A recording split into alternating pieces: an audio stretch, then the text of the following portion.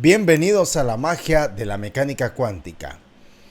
Vamos a continuar con el tema de la teoría de la relatividad especial, que fue un trabajo pero muy profesional de nuestro amigo y adorado Albert Einstein.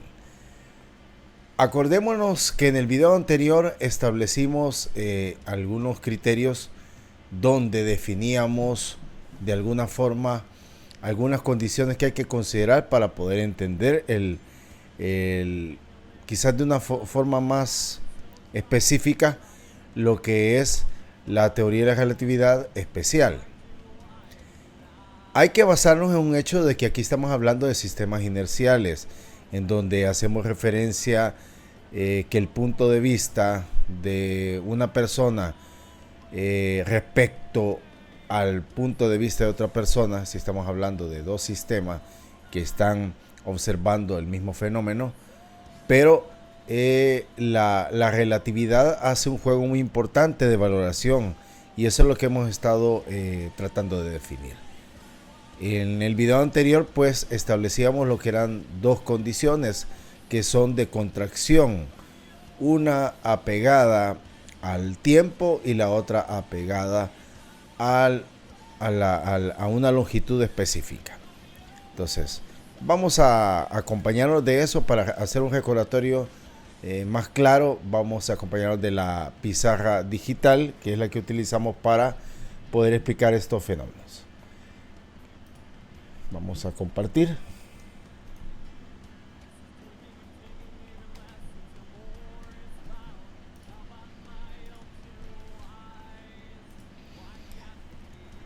Una de ellas fue la dilatación del tiempo y la otra fue la contracción de Lorentz. La primera, como lo dice, desde un punto de vista, lo estamos viendo bajo un sistema inercial, hay que aclararlo, porque de eso es como el enfoque que toma en el caso de la relatividad especial. En el caso de la dilatación del tiempo es una reducción que se da para aquel que está siendo o está afectado por una velocidad constante. Esa persona que está en ese momento va a ver una dilatación en el tiempo, pero también una contracción en el espacio de medición. Son dos condiciones muy específicas y que de alguna forma le dan un valor a lo que es la relatividad especial, en el sentido de dos fenómenos que actuaban de una manera muy especial en relación a cómo se veía desde el punto de vista de un sistema newtoniano. Entonces, ¿qué vamos a hacer el día de ahora? Vamos a tratar de ver si llegamos al establecimiento de la velocidad desde el punto de vista de un observador. Entonces, de acá podemos observar que existe un factor común entre las dos, entre la dilatación y la contracción. A eso le llamamos factor de corrección. Lo vamos a escribir acá, que sería igual a esta. Ustedes pueden observar que eso es lo común que se da en ambos casos. Uno menos la velocidad al cuadrado entre la velocidad de la luz al cuadrado. Y esto lo vamos a conocer como el factor de corrección. Ahora, vamos a apoyarnos para poder explicar esto de referencias inerciales basadas en el sistema newtoniano, porque en ese momento Einstein tomó de base este tipo de referencias, donde ahí podíamos ver que de alguna manera asignábamos una valoración aumentada a la velocidad, la cual nos vamos a dar cuenta que incumple ya con la teoría de la relatividad, donde la velocidad no podría superar a la velocidad de la luz. O sea, la velocidad de la luz, acordémonos que es una de las características, es constante desde cualquier punto, de cualquier observador que la mida. La velocidad no va a cambiar, la velocidad de la luz no va a cambiar. Entonces, Esto contradice ese hecho, o por lo menos cuando se analizó lo que era la teoría de relatividad, esto era lo que en ese momento era lo válido. Entonces, esto nos lleva también a una relación, miren, aquí estaba, de la velocidad es igual a la velocidad del observador que está afectando más la velocidad asignada.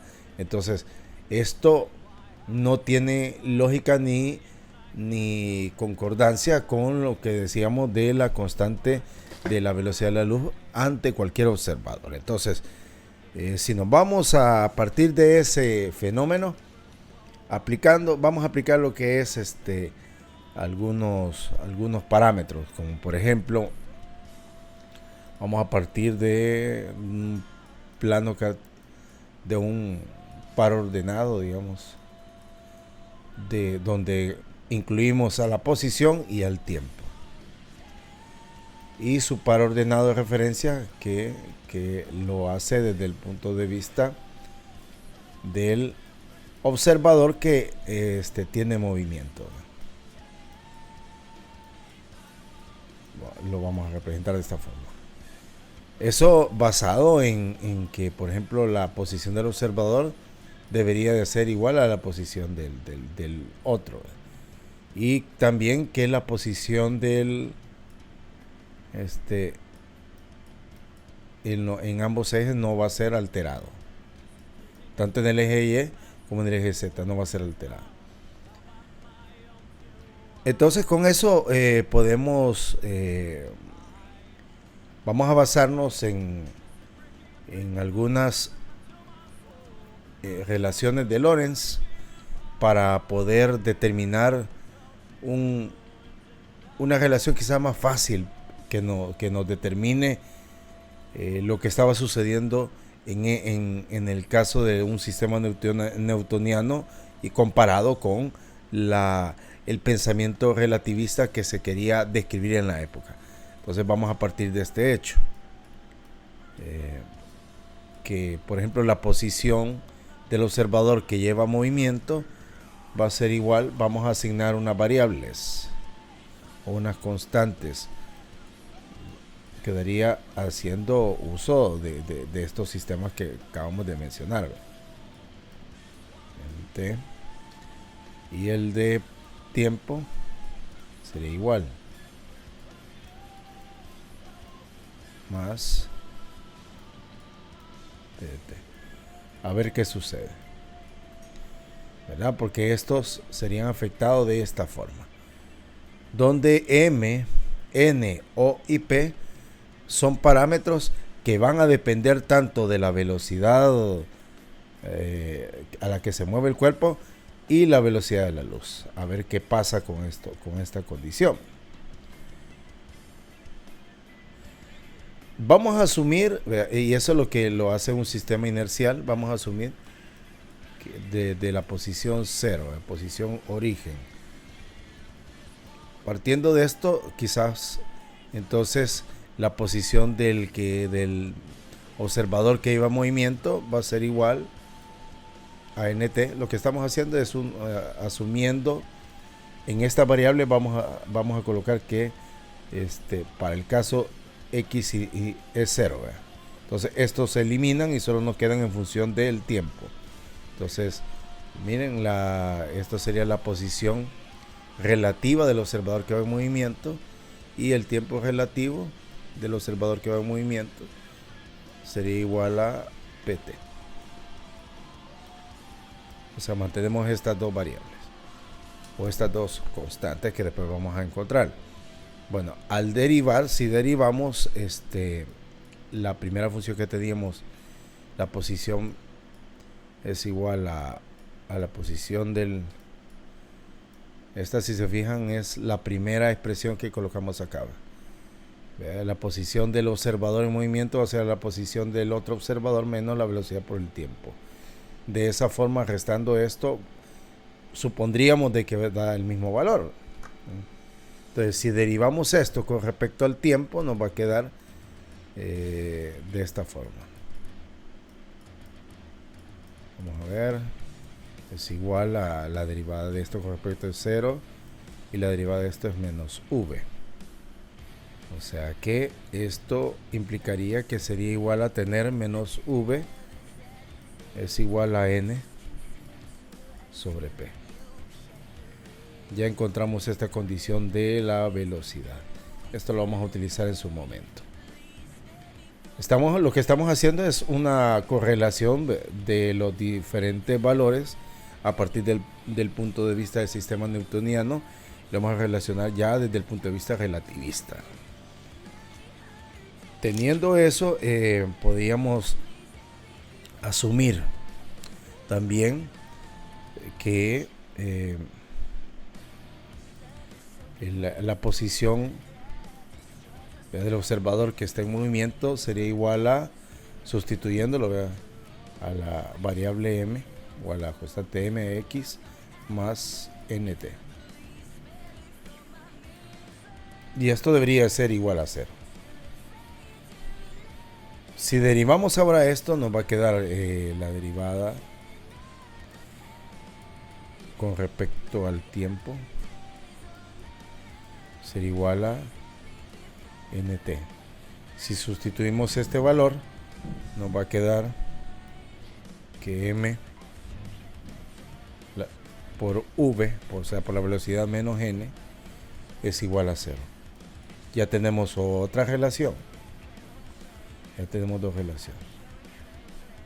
Entonces, podemos comparar, ¿verdad? Al comparar nos quedarían de la siguiente forma: que m es igual a p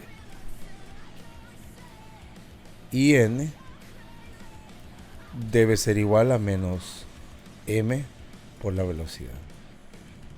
Con este comparativo, entonces podemos convertir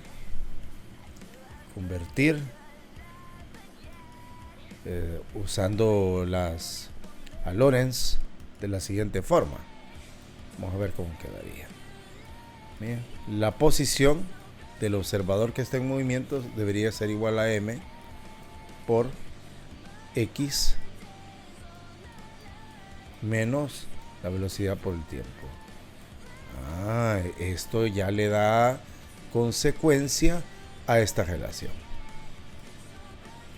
Y en el caso del tiempo quedaría igual a m por o dividido entre mx más el tiempo. Entonces, para calcular, solo nos faltaría calcular esos valores de m y o. Desde el punto de vista del sistema inercial que hemos considerado para el espacio que estamos calculando. En este caso, vamos a asumir entonces que el tiempo va a ser igual al tiempo del otro, del que está y eso debería ser 0. Y también vamos a asumir que la posición igual que la posición del otro observador debería ser 0. O sea, vamos a asumir estas dos condiciones. Por eso estamos trabajando bajo un sistema inercial. Teniendo eso, podemos relacionar la m con posición y la o con el tiempo. O sea, nos quedaría de la siguiente forma. O sea, vamos a relacionar la m con posición y la o con el tiempo. Con esto entonces podemos definir, por ejemplo, que m debería ser igual a 1 entre la raíz de 1 menos la velocidad al cuadrado entre la velocidad de la luz al cuadrado. Y o debería ser igual a menos v sobre c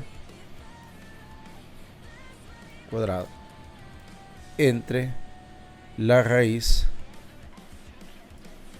de 1 menos v cuadrado sobre c cuadrado. Y aquí ya definimos los parámetros de m y o que los vamos a ocupar en este momento para completar. El que vamos a completar, las relaciones que acabamos de determinar, porque esto ya le va dando sustancia a la estructura de lo que tratamos de mostrar en este video. Esto es parte de un análisis matemático que yo sé que en algunos puntos lo que he hecho ya los cálculos ya los tenía predefinidos y solamente los estoy escribiendo para quitar un poquito más de tiempo.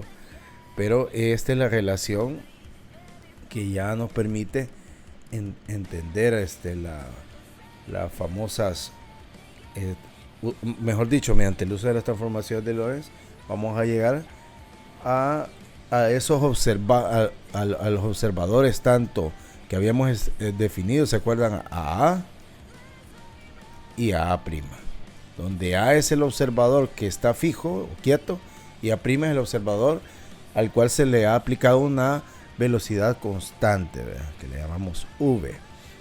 Si esto lo aplicamos desde a la asignación, entonces vamos a definir que el tiempo del observador va a ser igual a tiempo menos la velocidad por la posición entre la velocidad de la luz al cuadrado dividido entre la raíz de 1 menos la velocidad al cuadrado entre la velocidad de la luz al cuadrado. Y para el caso de... vamos a borrar aquí, me equivoqué. No parece 2, parece cualquier cosa menos 2. Y en el caso de la posición va a ser igual a la posición menos la velocidad por el tiempo dividido entre la raíz de 1 menos la velocidad al cuadrado sobre la velocidad de la luz al cuadrado. Y aquí ya tenemos, esto aplica, ojo, si la velocidad aplicada es mucho menor que la velocidad de la luz. Entonces aquí ya estamos cumpliendo con el parámetro que primeramente no se había considerado, que era este. ¿Dónde estaba? Aquí. Donde aquí estamos asumiendo un cargo de velocidad, el cual esto no es cierto, porque nada va a superar a la velocidad de la luz. Y con esto lo estamos confirmando, porque aquí el valor, si la velocidad de esto superara, si se fija, nos va a tirar un valor tanto de posición como de tiempo al infinito. Y no es ese el sentido. Ahora vamos a suponer que una partícula tiene una velocidad, vamos a abrir otra, quizás para aclararlo y que lo podemos ocupar la pizarra. Ya no nos caben en estas. Bueno, vamos a pasarlo aquí. Vamos a asumir lo siguiente, que una partícula tiene una velocidad, esta es la velocidad de referencia con respecto al observador que está en movimiento, el cual se mueve y este se mueve a una velocidad constante. Eso sí, con respecto al otro observador, ¿verdad? Esta velocidad es constante. Eso vamos a asumir. Constante. Entonces, si ocupamos la transformada de Lorentz, ¿verdad? La posición va a ser igual al factor de corrección, que ya lo habíamos visto en un inicio, que es este. ¿Se acuerdan? El factor de corrección multiplicado por miren, el valor de posición del observador que va en movimiento más la velocidad por el tiempo que va generando el observador también que lleva una velocidad constante. Vamos a asumir que la velocidad va a ser igual a la derivada con respecto al tiempo, la derivada de x con respecto al tiempo. Esta es la que todos conocemos, ¿verdad? Para poder explicar lo que es la relación de posición respecto al tiempo, que es el concepto de velocidad. Entonces, si esa velocidad es la que se mueve la partícula a partir del observador A, ¿verdad? Podemos definir entonces que la velocidad va a ser igual. Miren, y vuelvo a ocupar esta relación, vea, que nosotros le llamamos factor de corrección. Volvemos a ocuparla acá, multiplicado por la derivada respecto a la posición prima, o sea, la de la que va en movimiento respecto al tiempo, más la velocidad por la derivada del tiempo, pero del que va a una velocidad específica respecto al tiempo de que está en la posición fija. Y esto va a ser igual, mantenemos este valor, por la velocidad, miren, del observador que va en movimiento con la velocidad constante, más la velocidad que se le está aplicando a esa partícula, por el diferencial de tiempo del observador que va en movimiento respecto al tiempo del observador que está fijo. Y eso me va a dar que la velocidad es igual a la velocidad del observador en movimiento más la velocidad aplicada. Esta es la velocidad aplicada, no es esta misma. De la velocidad del observador A es igual a la velocidad del observador que va en movimiento más la velocidad aplicada a esa partícula en movimiento respecto al observador A, entre 1 más la velocidad del constante por la velocidad del observador que va en movimiento, dividido entre la velocidad de la luz cuadrada. Y esto es la velocidad de una partícula a partir de la relación que hay desde el observador que está fijo respecto al observador que está en movimiento, considerando lo que es a la velocidad de la luz.